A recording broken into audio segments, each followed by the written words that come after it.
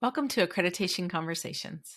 I'm your host, Amy Dykens of Weave, and today I have the pleasure of interviewing a friend and colleague in the space, Dr. Anthony Stanowski, who is the CEO of the Commission on Accreditation of Healthcare Management Education, known as CAME.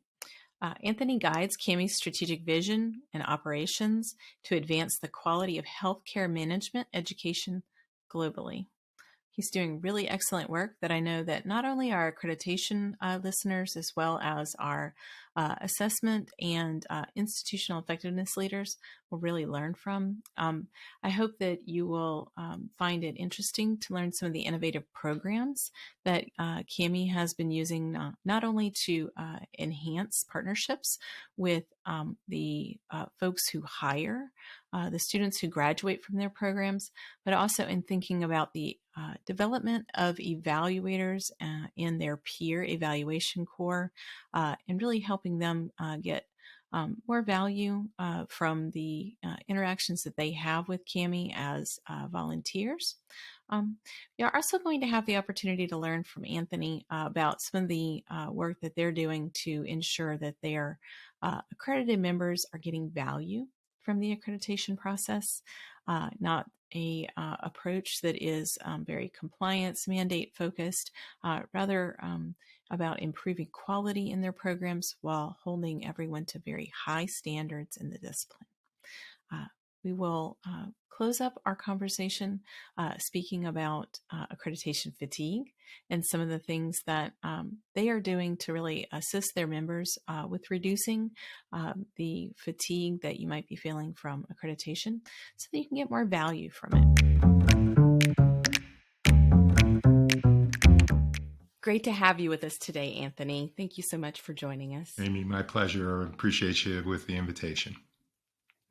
Excellent. So I know that we've had an opportunity to speak on several occasions, and I really appreciate working with you as a colleague. I mean that sincerely.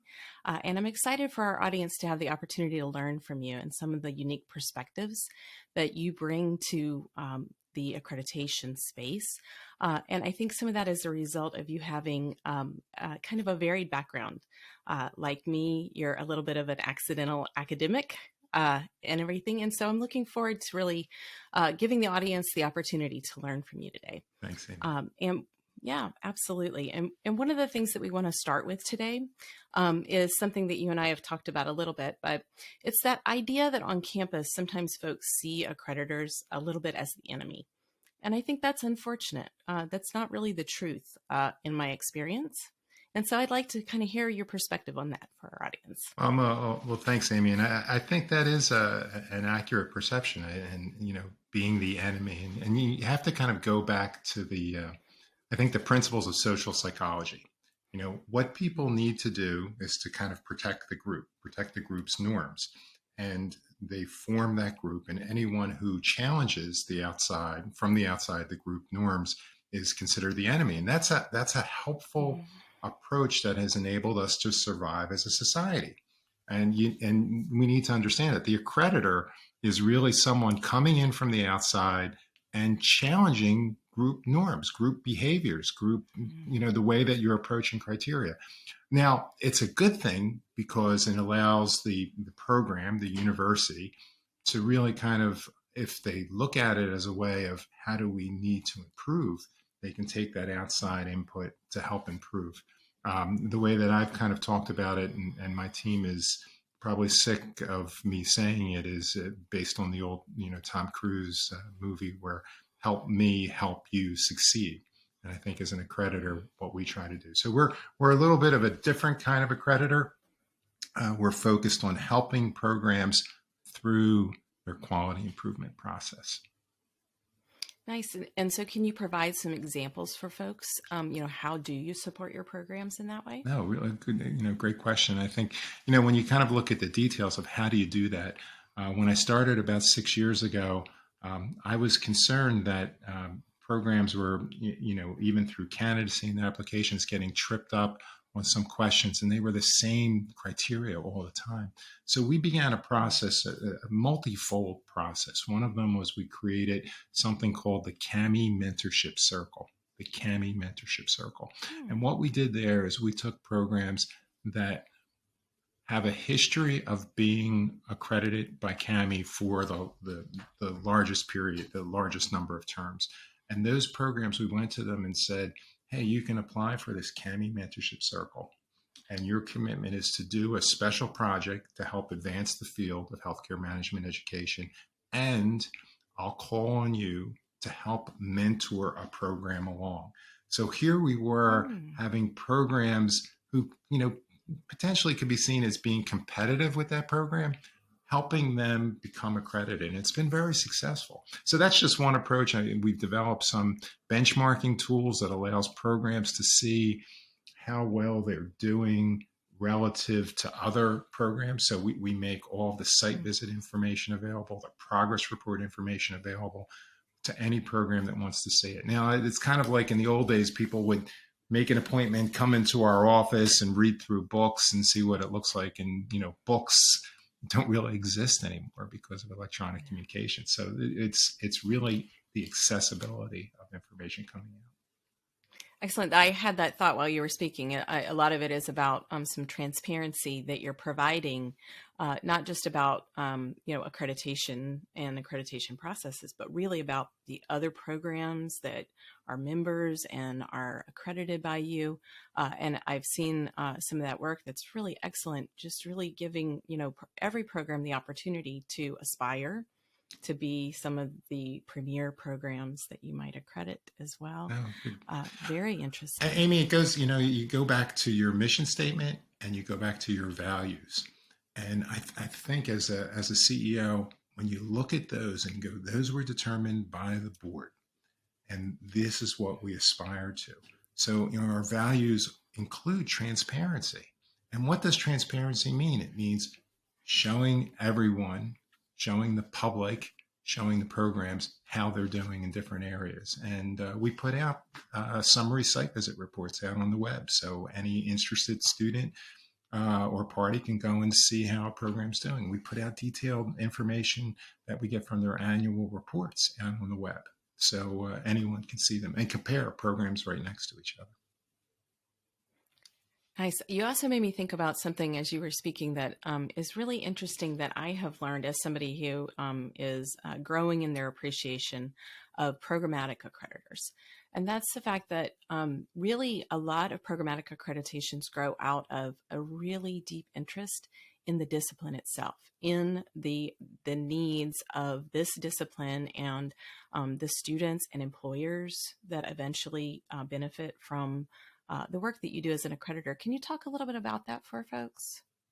Amy, I myself was a beneficiary of CAMI accreditation. I graduated from a CAMI accredited program and had a long career in hospitals, healthcare administration, and then in the private sector, and leveraged a lot the knowledge that I gained from it. And the people back then, when CAMI was prior to when I got, but back in 1968, when CAMI was formed, the concept was to make sure that students were well prepared to lead.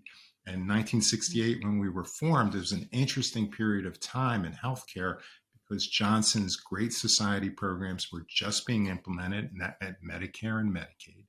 And it changed the whole hospital industry from being a cottage industry to really kind of understanding business processes and reimbursement and working with payers and working with physicians, and how do you kind of make that happen? So the whole kind of structure changed. And that's where CAMI as a programmatic accreditor really kind of focuses on. Nice. Thank you so much. And one of the things that in thinking about, the unfortunate perception of the accreditor as the enemy is that, the reality is sometimes programs are not meeting a standard. They might get some kind of recommendation or special report. That's pretty common across all accreditations.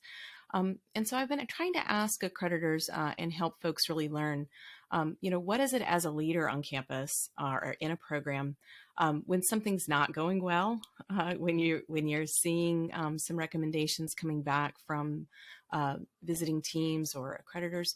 What kind of things would you like to see folks do? What kind of advice do you have for them when those kind of events happen. Yeah, it's interesting because when you talk about accreditors as being the enemy, I think of an email chain that I accidentally saw from a program director that was copied to the dean and other people in the university.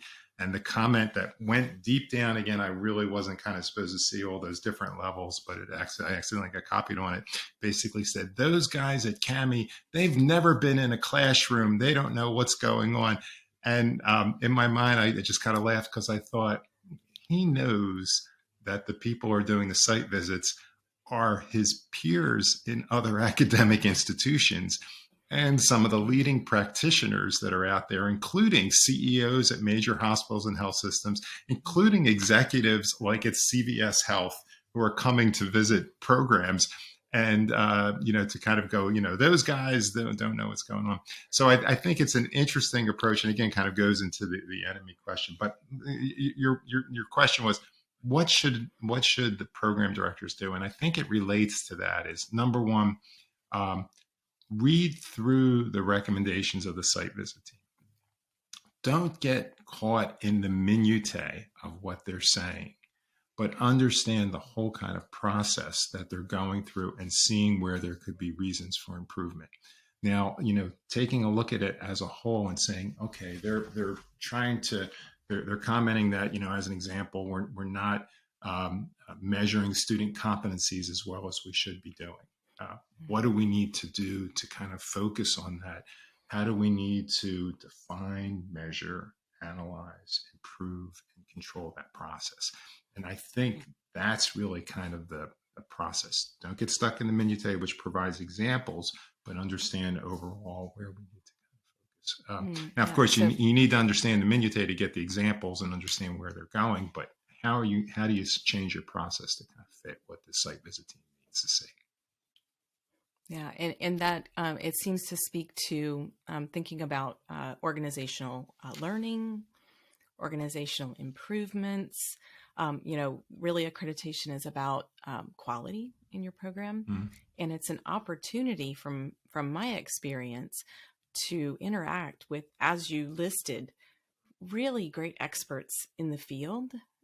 And while you want to be serving your students really well, when you get that information back from somebody that has an unbiased but expertise perspective on what's happening in your program, wow, what an opportunity to really take things to the next level and understand, how you might do even more for your students and the folks that end up employing your students.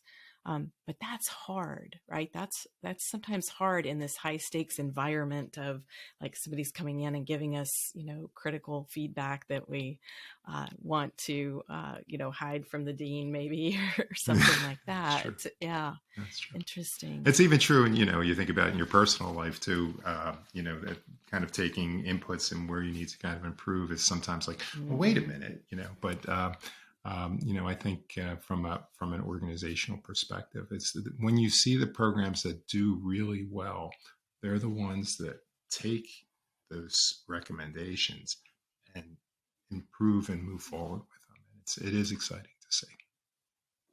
Excellent. Well, and that kind of it brings the topic of getting value out of accreditation, right? And you and I both know that there are those folks out there who get a tremendous amount of value out of the reflective process that you're going through, and others who really see it as a compliance mandate, right? And they don't get the value out of it. And so I know you have some really interesting insights about the difference. Like, how do you approach this work and get value out of what is really a tremendous amount of resources that you're putting into the accreditation process? Yeah. And Amy, I would say the programs that get the most value are those that are most open to the concept of a process improvement journey. Are they open to change? Going back, if they need to move outside that perspective of the accreditor as the enemy.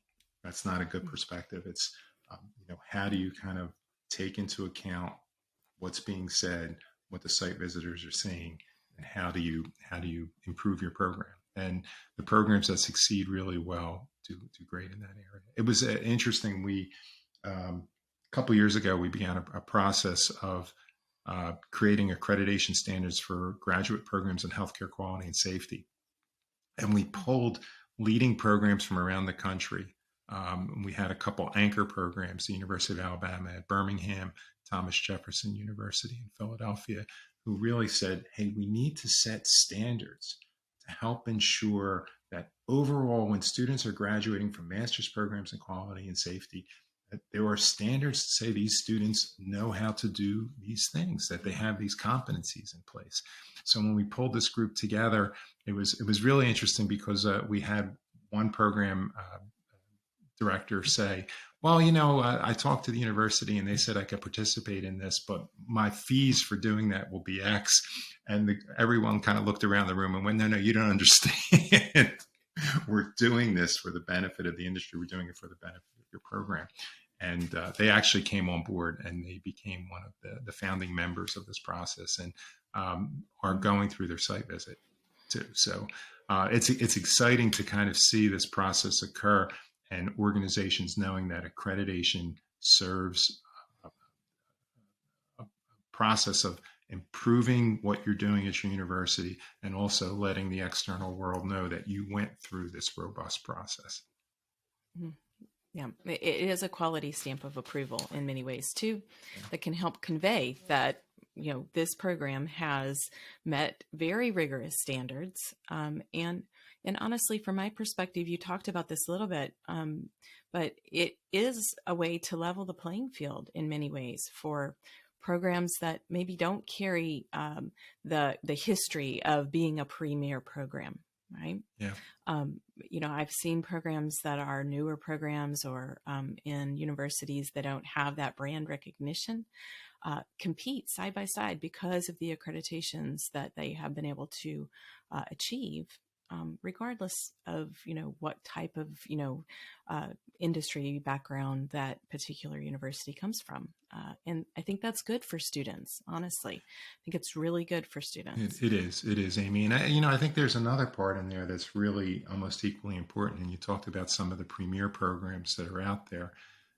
They have an obligation. If you're a premier program in one of the leading universities in the world, you should be participating in programmatic accreditation. And the reason is that you have things to share.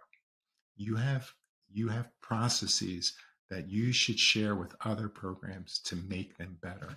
If you think about the mark of a great university and what it's supposed to do, they're supposed to educate students to make them well prepared for society, but they also have a societal obligation. That's why they're nonprofits, and that's why the country says, "Hey, they deserve this tax exempt status because they're providing a societal good." Part of that is to make sure that they're helping other programs improve, and you see that from some of the leading programs. Others, you see a little bit of we don't need it, and that's, to me, it's a sad part to see. Yeah, excellent. And it gets back to that, really, programmatic accreditors are really about the discipline. They're driven by the discipline, and leaders in the discipline, like premier programs, have to take that leadership role. And for thinking about the future of that discipline and where it might go, if you let those folks just kind of lag behind and don't help them understand where to head, then that impacts the entire industry. Absolutely. As a whole. Absolutely. Yeah. Excellent. We're going to change kind of our direction a little bit, and we're going to talk about something that is near and dear to my heart, but it is something that honestly folks struggle with, and it is what you have termed accreditation fatigue. Yes. And I love that term that I heard you use a couple of times and have stolen it, in fact. And so accreditation fatigue, what is it? Well, I won't take credit for defining the term. I'll just take credit for using it over and over and over again. But, I think accreditation fatigue is real. It's where a school has to meet so many different types of accreditation and accreditors and their criteria and standards. And sometimes it's gathering information that really kind of serves no purpose but to prove that you can gather this type of information. And it becomes not an area of process improvement, but it becomes an area of, were we able to kind of swim against the current and make it kind of happen. And I think that's, that's not what my goal is as an accreditor. It's, again, an area of process improvement. I think some of the other parts of accreditation fatigue are not knowing and trying to guess what the criteria and the standards are. And that's like, well, we guess this. And I got to say, when I first took on this role at CAMI, I sat through a candidacy committee meeting, and it was like, well, this program's mission and vision statement is incorrect. And then they would just go back to the program and go, you didn't meet criteria, 1A2. And that was it. That was all the feedback they got. And so then the program would go back and go, okay, so how do we redefine this? And, that creates accreditation fatigue. So what we did is we turned the whole thing around and said, hey, we're going to provide more information to programs. So when it gets reported out of candidacy that the program needs more information, the reviewer of the chief reviewer of the application has a meeting with the program and reads out what their issues are and answers some questions. We've done things too with site visitors. I mean, you see a lot of issues with site visitor inter-rater reliability. And we've created processes around the site visitors to provide education that they must do every year, mandatory education that they must do every year.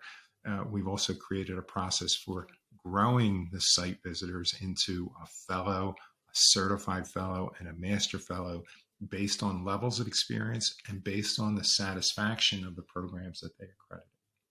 So there's parts in there that we've done. We created a benchmarking tool, like we talked about, that provide open access into what great programs are doing in terms of the strengths in certain criteria, where programs who have received partially met have kind of needed some improvement, and where those who have not met the criteria, what they did that did not meet it. And then also what programs did in their progress reports to meet a particular standard. And again, providing more information to programs so that they can move further on that. A couple other things that we did were actually, one of the issues we talked about with accreditation fatigue is CAMI asked for a set of questions, and another great accreditor, AACSB, the largest business school accreditor out there, asked some very similar questions to CAMI, and then we have some that are different. We've signed a memorandum of understanding with AACSB to do joint site visits. And what we say to programs when you do those, if AAC and our standards are the same, CAMI will not ask those questions. We will accept AACSB's rulings on those. Now, we'll ask the questions that are specific to healthcare management, but we'll work together as accreditors to do this. And I'm really proud of that process with AACSB and their foresight and kind of moving along in this journey with us. So that's another. There's a fourth that I want to talk about, and it's a new one. It's a pilot. We've actually are doing it with just 2 programs right now. And some of you might have heard of the concept of a Sherpa. And a Sherpa is the person who guides someone up to the peak of Mount Everest. And we've created a Sherpa program where we have expert site visitors work with programs outside of the whole site visit process to get them ready, to help them prepare. And we create different barriers between that to say, hey, just because the Sherpas approve it doesn't mean it's necessarily going to be approved by the site visit. You accept the Sherpa program as is, but, again, to help guide you. And so far it's working interesting. It'll be kind of interesting to see how do we scale this up if we do scale it up. So we're still in the evaluation part. And then Amy, the last part in terms of accreditation fatigue. And this is where I'm really proud of our relationship and the selection of Weave is Weave's business model is dedicated to improving or eliminating accreditation fatigue. And you do that by gathering information from the university that a university would contract with you on a university-wide basis, and making sure that that information populates well in each of the accreditors that they work with. I think universities have kind of changed their process and created chief accreditation officers and an accreditation office to kind of work through it. But you've made it easier for them to gather that information and kind of share it with each of the programmatic accreditors and regional accreditors that are out there. And I think that's, when we moved to Weave as our electronic accreditation service, it was that business model that really kind of appealed to me. Excellent. Thank you so much for your kind words. That ecosystem is something that we really are trying to develop, and it's similar to what you spoke about in partnerships, right? And I actually want to ask you a few questions about that, because I do think it's relevant both to what we're trying to do with the technology, as well as, there are a lot of programmatic accreditors, some larger, some small, but we're seeing, this proliferation of, even stronger niche kind of accreditations that are super valuable for folks. But it's almost like, what we would have thought of as a concentration. Now you can, pick your poison in accreditation. And so partnerships are really helpful in consolidating some of that work that you might do for all these stakeholders into not only a platform, but also thinking about accreditors becoming kind of a part of sharing that information and saying, you've already done it for somebody else. We're not going to hold you accountable to the letter of the law in our standard. Rather, it's the intention of the standard that's being met there. That seems like, though, an incredibly difficult process of going through ironing out a partnership, really getting to that point. And so if I want to encourage this with other folks, with other accreditors, I'd love to learn a little bit more from you about how do you go about creating a partnership like that? Yeah, well, like? and I think first is internally, you've got to work with your internal group and say, hey, there's no kind of secret sauce, or we have no higher levels of integrity at CAMI than they have at AACSB. Or, you need to kind of make sure that the culture is similar between your two organizations and you're working on the same process. And once you get people to go, he's right, they do have great accreditors. They do have great site visitors that kind of review the process well. And if they say they meet a certain standard, and it's a standard that we both share, what am I going to add to that more than the fact that, a qualified, reasonable accreditor kind of went through it. Now, one of the things I would say, and I know you had on Cynthia Jackson-Hammond on one of your past podcasts, and I listened to that and really enjoyed it. And I think what Cynthia kind of makes an important point is you got to make sure that you're working with a legitimate accreditor, because basically, anyone could kind of hang a little shingle outside their door and say, we're accrediting, whatever. And, does the accreditor go through the rigors of a CHIA recognition process as CAMI does? So, and I think that's important to kind of make sure that you're doing. So CAMI would not do this joint approach with an accreditor that was not recognized by CHIA. I mean, there's something about those standards and criteria that work in there. So that's one. Two, it's working with the external organization, with us working with AACSB over time, letting them understand and see that we are good people, that we're holding up our standards. Here's the rigor of our criteria and our standards. And, that there's a consistency between the two organizations. And then, you move on. We created a pilot program. We did it once. We got feedback. We improved it. We did it twice. We got feedback. We improved it. We did it a third time. It's, you kind of move through that iteration to go, how do we make it work through, and how do we make it happen? Again, another thing my team is tired of me saying is don't let the perfect be the enemy of the good. Don't let the perfect be the enemy of the good. Create something, put it out there, continue to work on and improve it and get it to be better and better. Don't worry about getting it perfect out of the box the first time through. Excellent. And I have learned in my 10 years in software development, the value of iteration cannot be discounted. And you said that actually, I caught that word. You said you're piloting your a very interesting Sherpa program. Thinking about that pilot, you said, it's very early. What a fabulous opportunity, not only for your programs to potentially benefit from this program that you're developing and everything, but I would imagine that the site visitors who are beginning to participate in that, I mean, what better like continuing education for a site visitor than really mentoring somebody through a preparation for it. Yeah. I love this idea. And Amy, when we did it, the concept was, well, we picked 2 Sherpas, and we said we'd have each of the Sherpas work on each of their programs separately, and they went, no, we want to work on this together. And I was like, well, that's unusual, but okay, we'll go with that approach. And they are, and they're tag teaming, looking at it, and one has the lead in one program, another one has the lead in the other. But it's those iterations you just don't know that's going to happen as you kind of envision these things occurring. Yeah, I will look forward to hearing more about the Sherpa program as it develops over time. Very, very interesting. And I love the innovations that Cami is willing to experiment with in the accreditation space. Very nice. You also spoke about, our friends at CHIA, and I had the opportunity to be at the annual meeting this last week and attend some sessions where we're learning lots and thinking about, the real value, as you said, of having an accreditor of accreditors who comes from the academic space.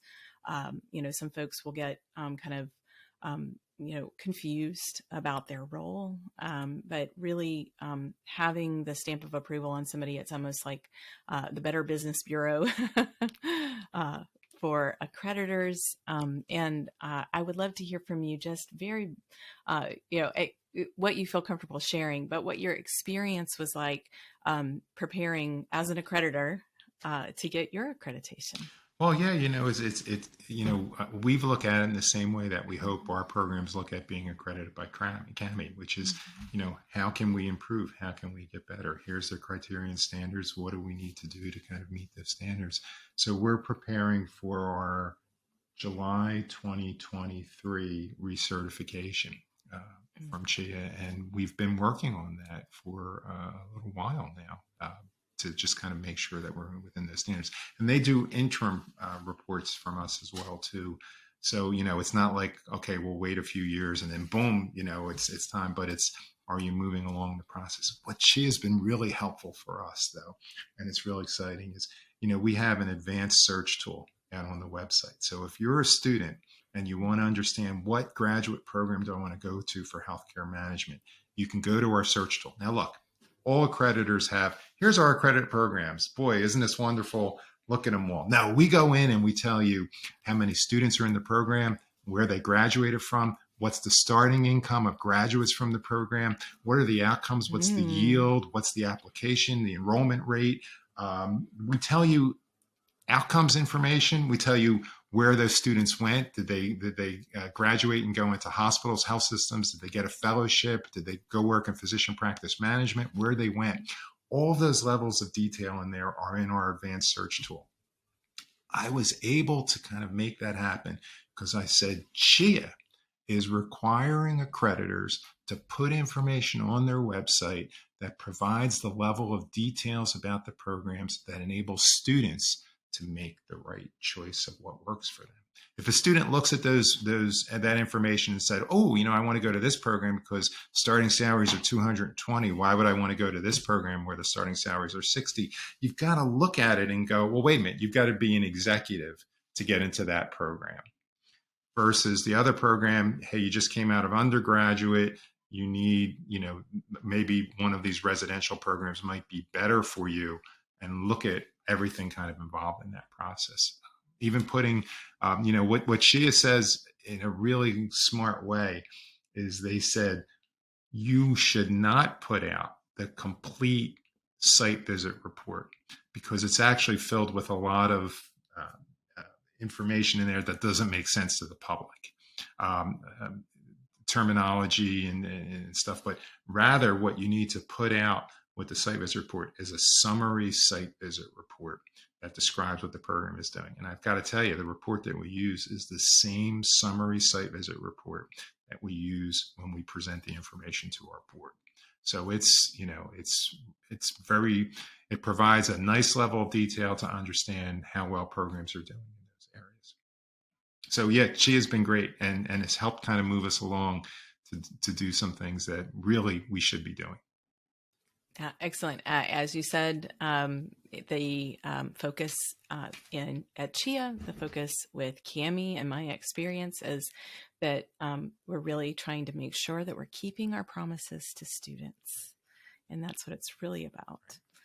Anthony, it has been spectacular to have you today on Accreditation Conversations. And I'm sure some of our listeners have more questions or would love to continue the dialogue with you.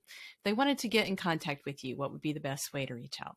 Well, I think there's a couple ways. I mean, one way is go to our website, www.cami, C-A-H-M-E, www.cami.org. And if you go to our website, you can learn more about CAMI. You can take a look at our advanced search tools and some of the other information that we have out there on the website.